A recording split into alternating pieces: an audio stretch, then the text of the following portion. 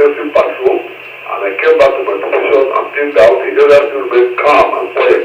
No complaint at all, confirm over. That intercepted Tango Yankee Road. 5 over. Coming again. Crimes have dropped significantly because if you go to my cell now, you cannot find criminals in detention because I can confirm to you that Abia is free. Abians are coming from all parts of the country to come and visit their relations and go back. And they were encouraging other Abians in diaspora, those of them in out of the country, to come home. For over a decade,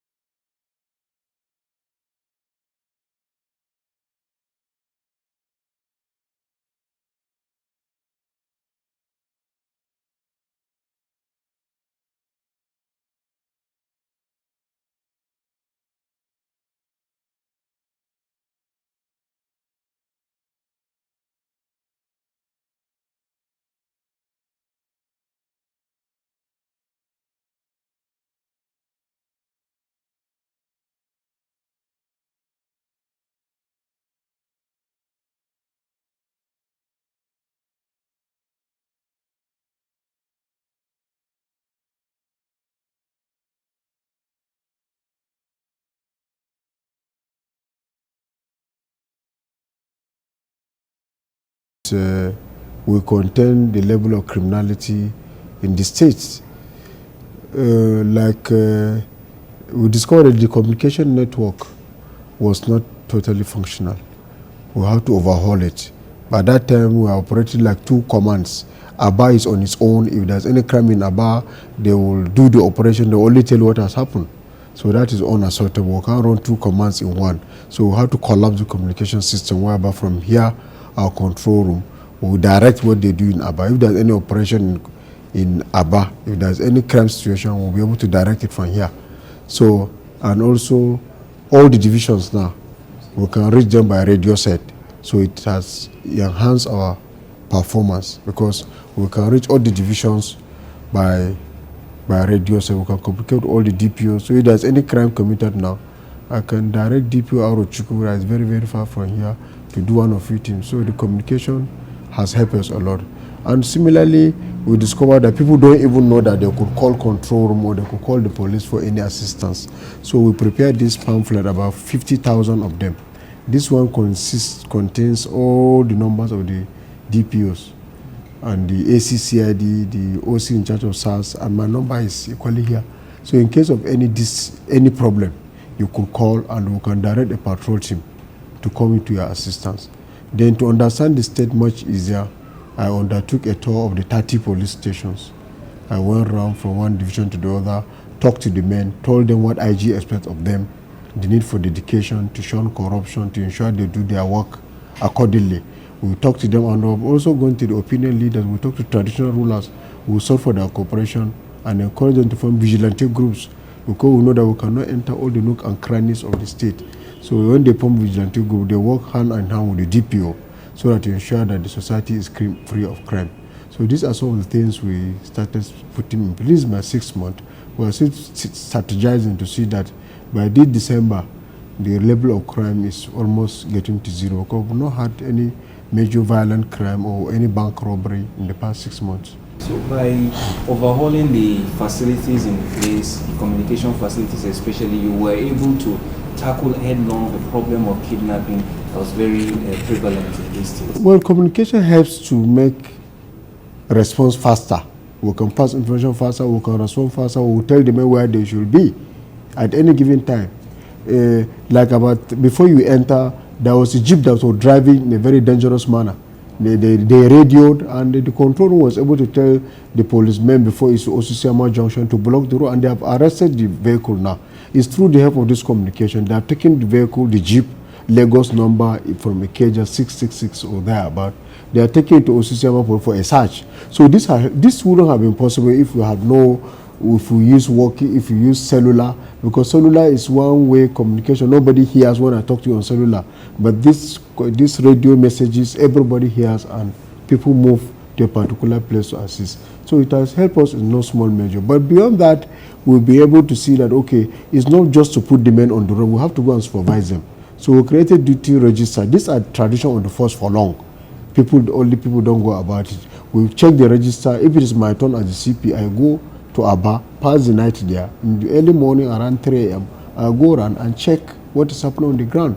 So all senior officers go for the patrol, but you see, you have to do leadership by example. When they see me as the CP out on the street on patrol, it encouraged.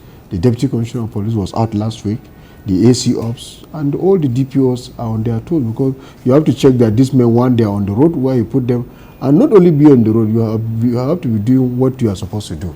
Because if you are on the road, you are not checking any vehicle, you are not doing anything. If you are on the road, you are doing other things that we didn't send you to do, you are not doing anything. You have to be on the road, and you have to ensure that you check vehicles and allow them to pass. That way you could recover criminals, you could recover stolen vehicles, you could recover arms ammunition. So this and other things that help us to see, and in collaboration with other security agencies, we'll be able to make this kidnapping very, very, very low in the state. And as for bank robbery is zero, and other form of robberies have not been reported here. Where somebody went to the bank, he was waylaid, we call it armed robbery in the open following sudden attack. There are very few. Human trafficking is also another issue altogether. Have you had challenges and difficulties in this area, and what measures are you taking to overcome them? This area of child trafficking, I can assure you that if we put each policeman on the streets, every one of us, each street in Abia, one policeman, you cannot stop child trafficking, because it's an offense where there is consensus at IDOM. The parties agree to do. So when they are agreeing to do such offenses, when there's a meeting of the mind to do such offenses, police will not be there. Mostly, like the case we had about 2 months ago, some young girls, mostly between the age of 13 and 16, got pregnant. This doctor came and kept them in his place to nurture them, so that when they deliver, he takes the baby and sell them. Where it's a baby girl, he sells for 25,000. Where he gives them 25,000. If it's a baby boy, he gives them 30,000.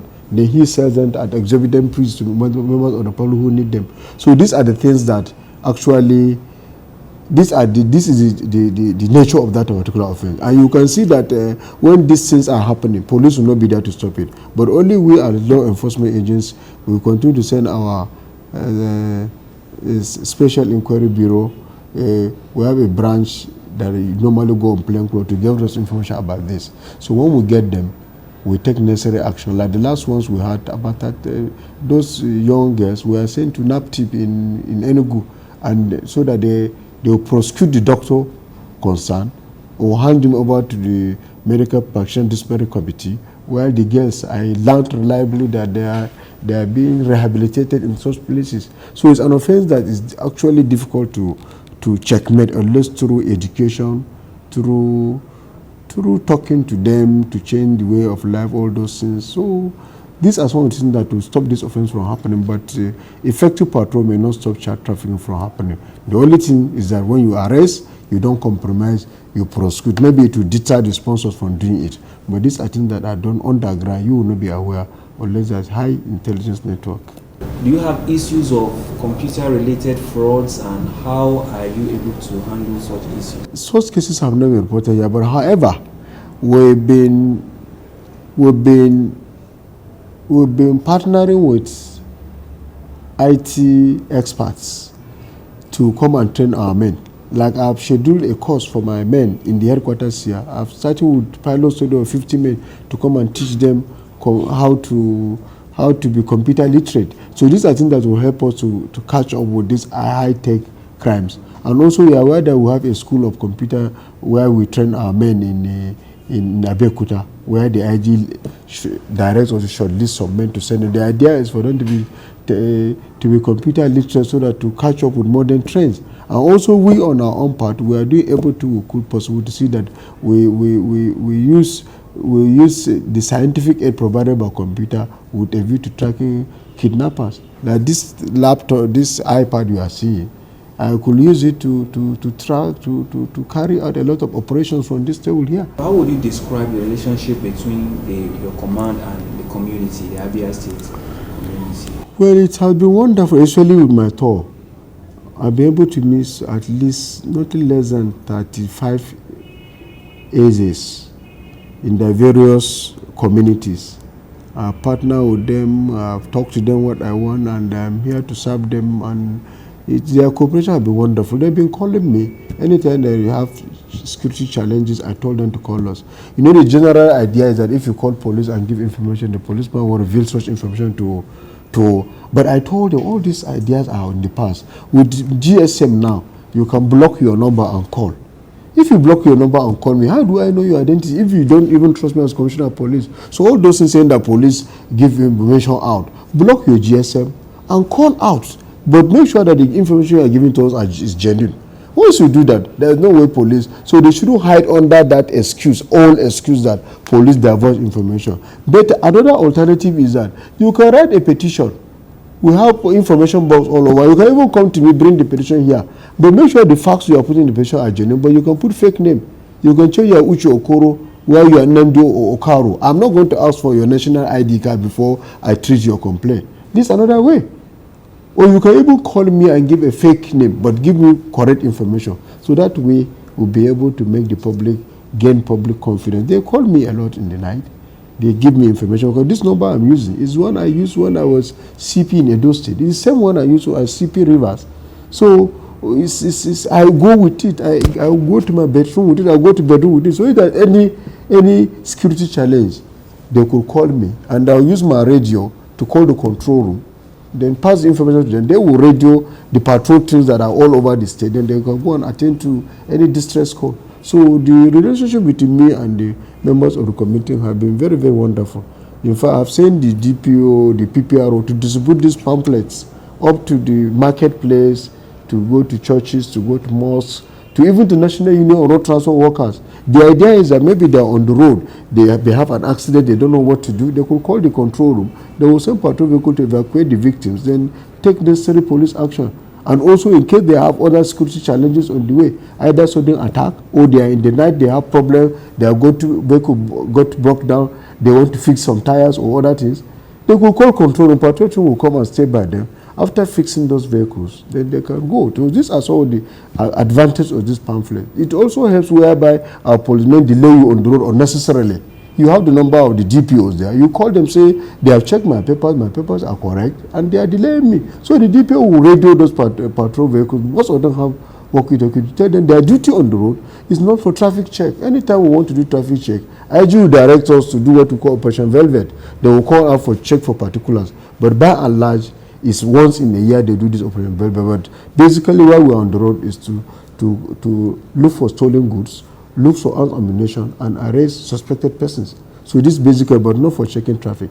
So this pamphlet has helped us a lot to bridge the gap between the police and members of the general community. What is your vision for this command? Well, my vision is to make sure when I live here, like communication, because I see this state growing to be a very big and industrialized state.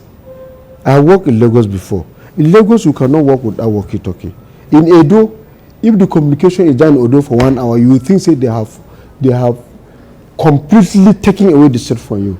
Because places like Edo, 1 hour without this radio, it's like they can commit even 20, 30 crimes. In that time, that is the feeling of any serious commissioner of police. Look, this thing is a serious issue. So you have to rectify it. So when I came here, I discovered that the communication are disjointed. I said, no, my vision for this state, in future it will be a very big industrialized state. Let's have a standard communication whereby within 1 second, anywhere I press here, they will hear me and they will come to assistance. And I've been able to bring out the DPO to the level for which they can work in Lagos, or they can work in Port Harcourt, or these are the places where communication, or even in Abuja, where communication is being practiced. So a DPO, I expect a DPO to be moving about with his walkie-talkie, even to his bed. So that on the event there is any problem in your area, you'll be monitoring. If there is something, you have to come to your station and and give advice or move in to a scene of crime. So that is my vision. That's why after this communication, we always, by 6 o'clock, we make sure that the DPOs come out, make announcement, what is their strategy for the night, what have they done, have they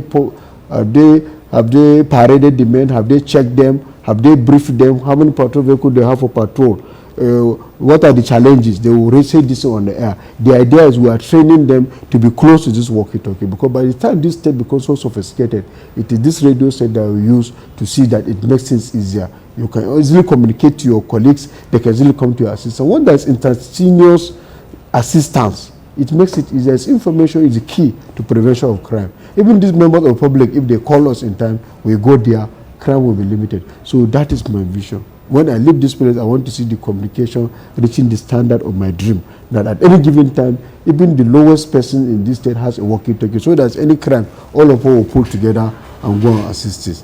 Similarly, level of discipline. So somebody should not wait for somebody to tell him what to do. So that is the level for which we want to bring the DPOs, that every person has self-discipline. That's what they call repressive discipline, whereby because of fear of commissioner of police will give you query, you walk. No, I want to internalize hard work on them, so that even when I live here, I know that a DPO know that he's supposed not to travel without taking permission. He's supposed to be on his station late in the night. He's supposed to make sure things are okay. He's supposed to do things, inspect the men, arrange for weekly lecture, talk to the men how you expect them, visit them at their duty point, encourage them to work harder. This is the legacy I want to leave. So that after leaving here, I look back and say that yes, I put this command on a sound footing. Anything you think the state government can also do to help the police in achieving their constitutional role? Well, I've been parleying with His Excellency, the Executive Governor, Dr. Tio Ochendo. And this communication I've been talking about, it was he that arranged for it. And we are grateful. It has helped us in no small way. But in my tour of most of the divisions, I discovered that they don't have patrol vehicles. I've been in touch with His Excellency, and he has promised that he will replace some. Some have no single patrol vehicles. So when we give some of them that don't have, then those that are very old, we replace them. We are sure, say, as for mobility, all divisions are mobile, they can move, communication, everything goes well. Then, of course, in the area of motivation, he's working on repairing our police community relations, like a recreation room we're having there, so the officers on transfer can have somewhere to stay when they come on transfer. So the governor is working on that. By the time he gives us this vehicle we are talking about, then, of course. Finally, it was time to go. But not without a chat with two promising talents from the state command who were already walking in the footsteps of predecessors like retired sprinter Sunday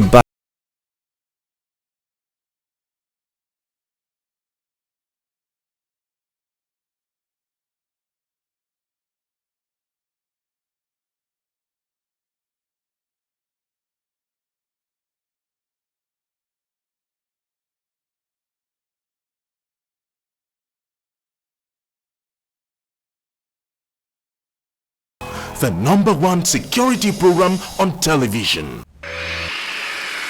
Crime Fighters.